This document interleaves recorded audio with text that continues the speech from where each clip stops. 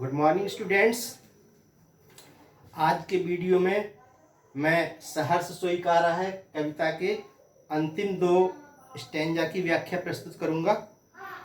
और इससे पहले वाली वीडियो में मैंने आधी कविता की व्याख्या प्रस्तुत कर दी थी। कवि के मन में अपनी प्रिया के लिए अत्यधिक प्रेम भरा हुआ है। उसको लगता है कि उसका जीवन प्रिया के कारण ही चलता है, उसका अपना कुछ अस्तित्व नहीं है, ऐसा उसको लगता है।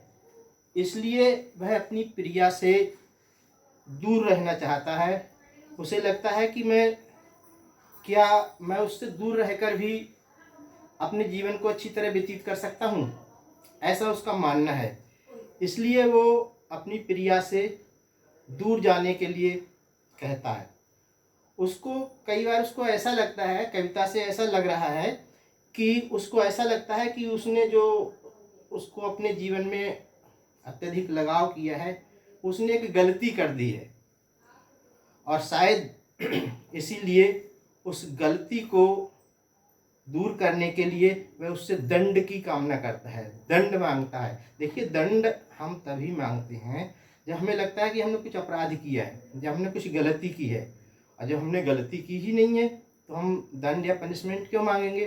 तो कवि की लाइन है, सचमुच मुझे दंड दो कि हो, सचमुच मुझे दंड दो कि भूलूं मैं। कवि की लाइन है, सचमुच मुझे दंड दो कि भूलूं मैं तुम्हें भूल जाने की दक्षिण ध्रुवी अंधकार अमावस्या शरीर पर चेहरे पर अंतर में पालूं मैं, झेलूं मैं उसी में नहालूं मैं। पहली लाइन देखिए, सचमुच मुझे दंड दो। कवि अपनी प्रिया से कहता है कि मुझे ऐसा दंड दीजिए, मुझे ऐसी सजा दीजिए कि मैं तुमको भूल जाऊं। जो मेरे जीवन में तुम्हारा इतना आगमन हो गया है, जो मेरा जीवन मुझे लगता है तुम्हारे कारण ही चलता है, तो कहता है कि मुझे ऐसा दंड दीजिए कि मैं तुम्हें भूल जाऊं, मुझे ऐसी सजा दो कि मैं तुम्हें भूल जाऊं। और इसके लिए वो एक अगली लाइन में एक उपाय भी बताता है। वह कहता है कि दक्षिण ध्रुवी अंधकार अमावस्या शरीर पर चेहरे पर अंतर में पालूं है। वह कहता है क्योंकि प्रिया का जो प्रेम है वो प्रकाश स्वरूप है और उस प्रकाश का अस्तित्व तब समाप्त होगा जब उससे कहीं ज़्यादा अंधेरा हो जाएगा, उससे कहीं ज़्यादा अंधकार छा जाएगा। तो इसीलिए कहता है कि मैं दक्षिण ध्रुवी अंधकार अमावस्या शरीर पर चेहरे पर अंतर में पालूं मैं। वो कहता है कि मुझे दक्षिण ध्रुव पर होने वाली अंधकार अमावस्या में भेज दीजिए, मैं वहां पर चला जाऊंगा, दक्षिण ध्रुव पर अंधकार अमावस्या में चला जाऊंगा। देखिए, अमावस्या जो होती है हमारे यहाँ पर, अमावस्या हमारे यहाँ पर 6 महीने की होती है। सॉरी, हमारे यहाँ अमावस्या 1 दिन की होती है, लेकिन दक्षिण ध्रुव पर जो अमावस्या होगी वो क्योंकि 6 महीने का दिन होता है, वहाँ पर 6 महीने की रात होती है, इसलिए वहाँ जो अमावस्या होगी वो 6 महीने की होगी। और ऐसी अमावस्या में कवि जाना चाहता है।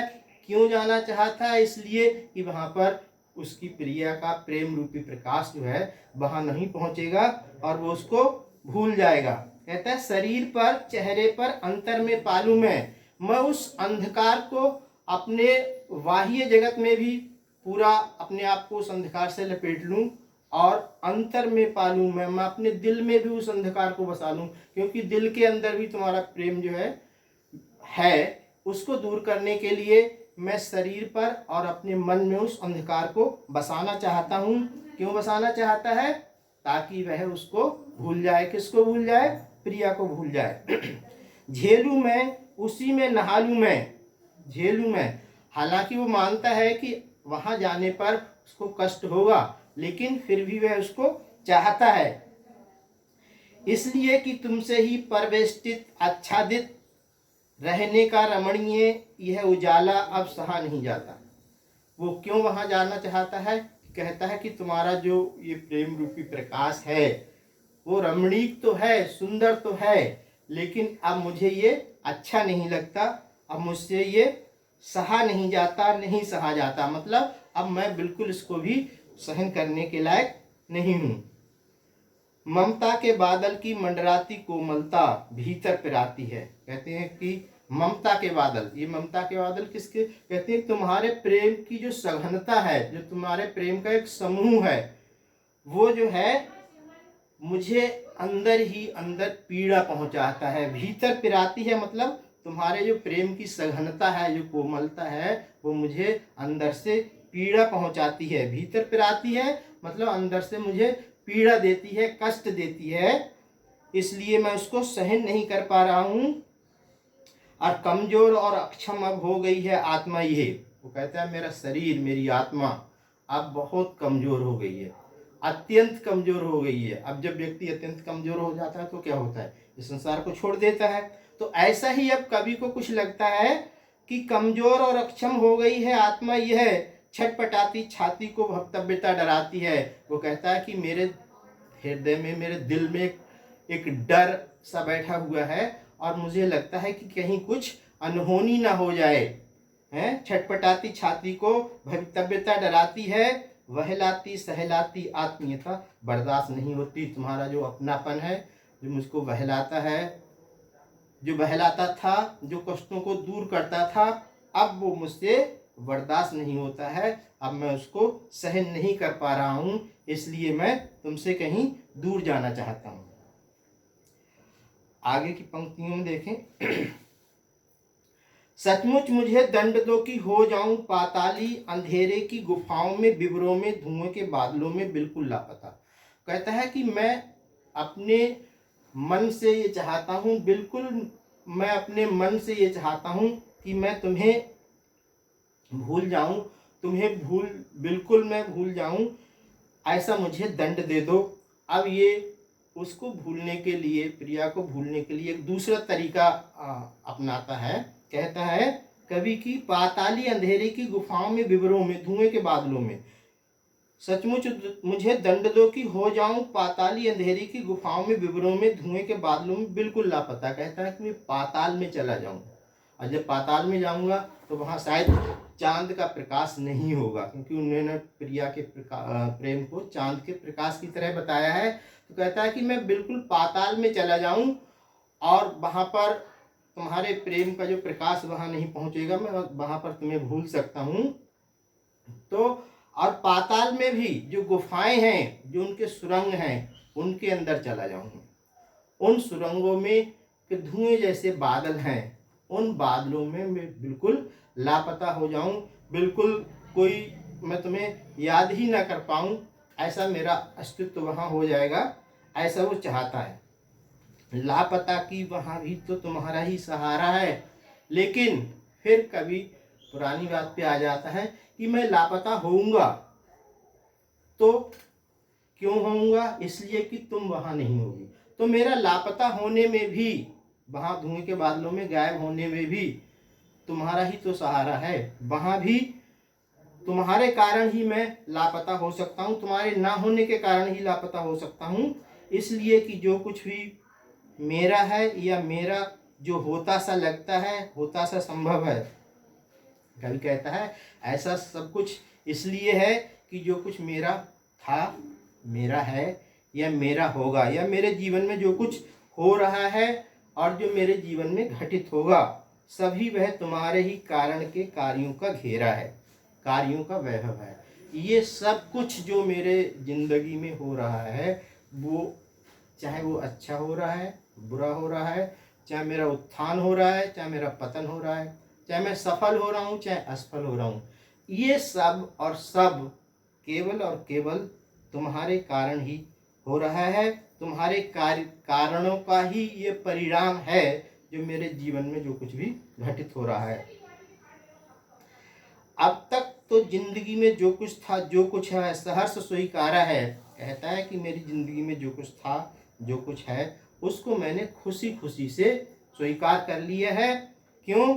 कि इसलिए कि जो कुछ भी मेरा है वह तुम्हें प्यारा है, मेरे जीवन के सुख दुख, मेरे जीवन के उत्थान पतन, मेरे जीवन की अच्छाइयाँ बुराइयाँ सब तुम्हें प्यारी लगती हैं, इसलिए उनको मैंने सहर्ष स्वीकार कर लिया है। ये इस कविता की व्याख्या पूरी होती है। और इस कविता का जो मैंने पहला पैराग्राफ आपको पढ़ाया है, इस पैराग्राफ पे मैं आपको 2 प्रश्न देता हूँ, उसको आपको होमवर्क में खुद करना है, और पैराग्राफ मैं भी लिख देता हूँ इसमें।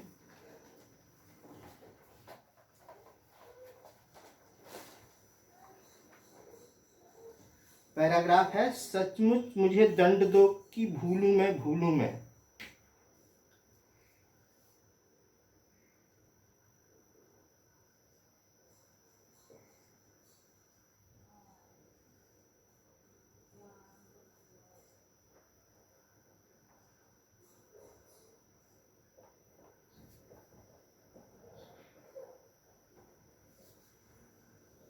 और यहाँ तक है इसका,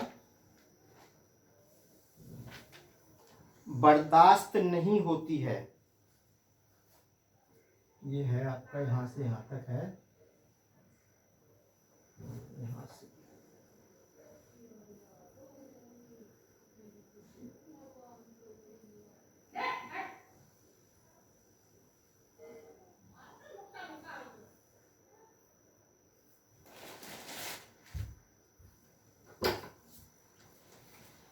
पहला प्रश्न है इस पे, कवि क्या दंड चाहता है और क्यों?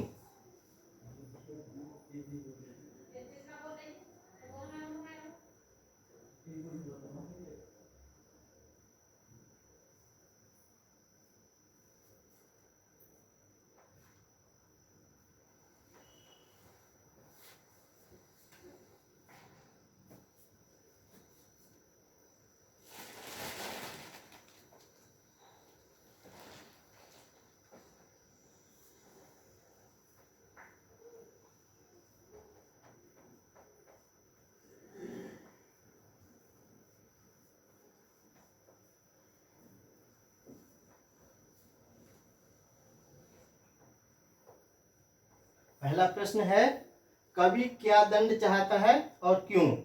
और प्रश्न नंबर 2 है,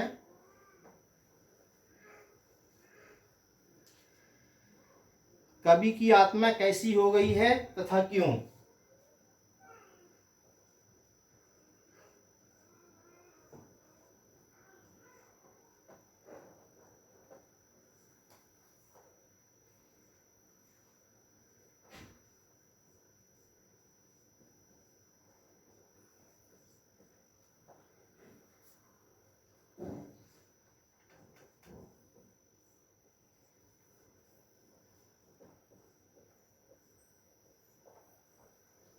ठीक है, इन दोनों प्रश्नों के उत्तर आपको होमवर्क में लिखना है।